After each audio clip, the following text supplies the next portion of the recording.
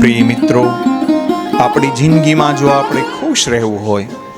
તો એ લોકોને ભૂલી જાઓ કે જે તમને ભૂલી ગયા હશે,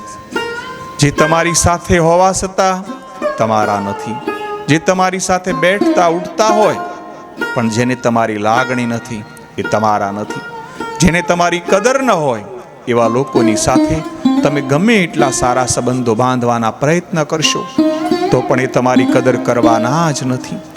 એટલા માટે વાલા મિત્રો, જિંદગીમાં જો આપણે ખુશ રહેવું હોય, આનંદમાં રહેવું હોય તો સૌથી પહેલાં એ લોકોને આપણે ભૂલી જવા જોઈએ કે જે આપણને ભૂલી ગયા હશે, અને ત્યારે જ આપણે શાંતિથી રહી શકશું. કારણ કે આપણને એમ થશે